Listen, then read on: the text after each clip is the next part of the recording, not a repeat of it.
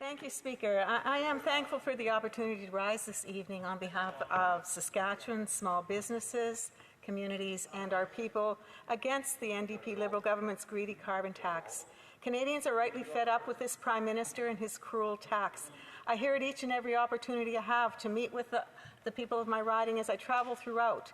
Their frustrations, their despair, and desire for a change of government grow day by day. Let's start with the facts. The Liberal carbon tax increased to $80 per tonne on April 1st of this year.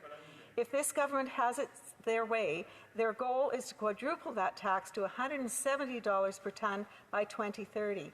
Let's also be clear, that means that the carbon tax will be quadrupled on everything that Canadians buy. From gasoline to clothing to fresh produce, the carbon tax is a punishing tax that affects every pocketbook decision a family makes. It's not a matter of a mere 3 cents more per litre of gasoline or whether the federal carbon tax charge is clearly defined on a monthly bill. Time and again, the Liberals fail to understand a very simple truth about the carbon tax. When they tax the farmer who grows the food we consume, or any product for that matter, they also tax the trucker who ships those goods. The farmers, the businesses, and the truckers have no choice but to pass those added costs on to consumers, and this government knows that. That's why families are paying an extra $700 for groceries this year. That's why food bank lines and homeless encampments have become all too familiar sights in our towns and cities. It doesn't even look like Canada. The carbon tax is quite literally a tax on everything that only gets more burdensome year after year, while all Canadians struggle to make ends meet in the cost of living crisis. None of my constituents voted for this, Speaker, and that is not an unrealistic statement at all. Those who voted to elect the Liberals in 2015 were told by the Prime Minister that his carbon tax would max out at $50 a tonne. They were falsely told that they would receive more money back through rebates than they paid in the taxes. Shockingly, they are still being told the same old story by these NDP Liberals.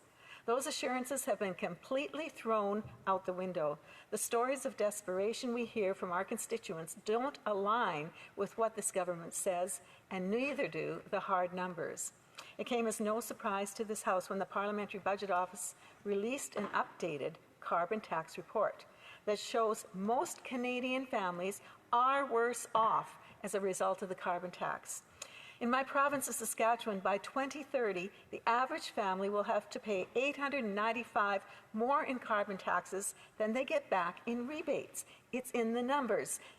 That's second only to Ontario families, who will have to pay $903 more. Canadians will not only have $1,000 less in their pockets to provide for their families, the carbon tax scheme will shrink our economy. The PBO estimates that by the start of the next decade, the Liberal fuel charge will increase the federal deficit by $4 billion as a result of the decreased employment that's going to take place and the decrease in investment income. This aligns with the NDP Liberal government's own data, which they shamefully tried to hide from Canadians. They know that the carbon tax will cost the Canadian economy $30.5 billion per year by 2030. This is only further proof of what Conservatives have been saying since the inception of the carbon tax.